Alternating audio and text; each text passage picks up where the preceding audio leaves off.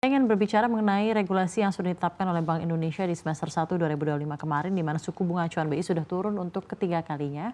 Pak, bagaimana tanggapan Anda mengenai hal ini dan apakah menurut Anda hal ini akan memacu perekonomian dan kinerja berbagai emiten di Bursa Efek Indonesia untuk tumbuh lebih baik sampai akhir tahun 2025? Ya, kami sangat menyambut baik penurunan yang ketiga ini. Jadi memang secara umum dapat dikatakan ya tentunya dengan penurunan tingkat suku bunga rate BI tersebut tentunya akan secara langsung akan mempengaruhi cost of fund-nya Pak ya, Mbak ya.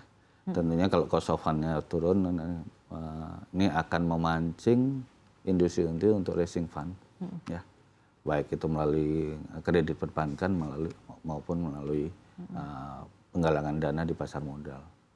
Dan tentunya kalau di penggalangan pasar modal ya kita lihat bisa melalui EBUS ya, efek bersifat utang dan sukuk, atau melalui dia right issue dan kemudian di IPO. Ya.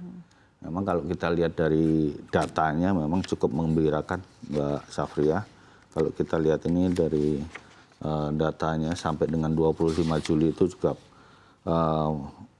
sekitar 125 penawaran umum ya, dengan nilai yang total itu 142 triliun atau year on year-nya itu naik sekitar 6,86%. Memang kalau kita lihat dari dipecah dari 142 triliun ini masih yang terbesar masih EBUS. EBUS itu sekitar 117 miliar dan kemudian right issue-nya dari 117 triliun, 18 triliun itu dari right issue dan IPO-nya 6,7%. Dan itu belum lagi yang sudah ada di pipeline sebagaimana disampaikan, diinformasikan oleh teman-teman di bursa. Ya.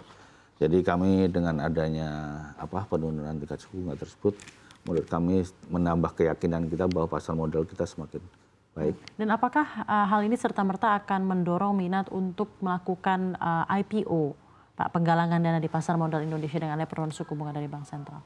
Otomatis ya, secara tidak langsung otomatis akan mempengaruhi karena tentunya ada dana yang murah ya, kesempatan untuk memperoleh kredit dari perbankan itu meningkat, tentunya dia ada perputaran ekonomi melalui emiten-emiten tersebut akan memancing emiten yang lain untuk mencari penggalangan dana atau pencarian dana dari sektor yang lain. Jadi Anda optimis ya Pak ya, dengan adanya penurunan suku bunga ini secara direct atau indirect akan meningkatkan minat untuk melakukan IPO dan juga semakin memperbesar, memperdalam pasar keuangan di Indonesia.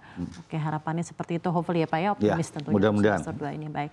Strategi ke depannya apa Pak? Dan juga strategi serta kerjasama OJK dalam mendorong minat berinvestasi yang ada di pasar modal Indonesia dan meningkatkan literasi para investor di pasar modal dengan adanya pendalaman pasar keuangan yang diharapkan akan terjadi lebih lagi di semester 2 ini.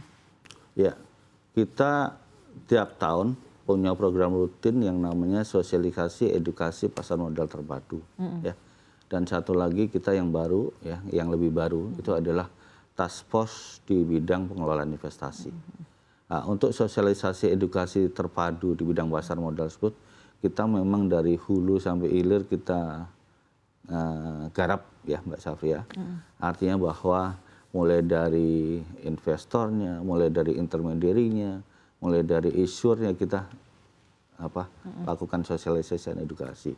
Nah, dalam pelaksanaannya kita bersama-sama dengan SRO, bersama-sama dengan asosiasi-asosiasi, bersamaan juga dengan Kadin maupun di daerah Kadinda, dan kemudian di pemerintah daerah tentunya kita juga minta supportnya untuk melakukan sosialisasi tersebut.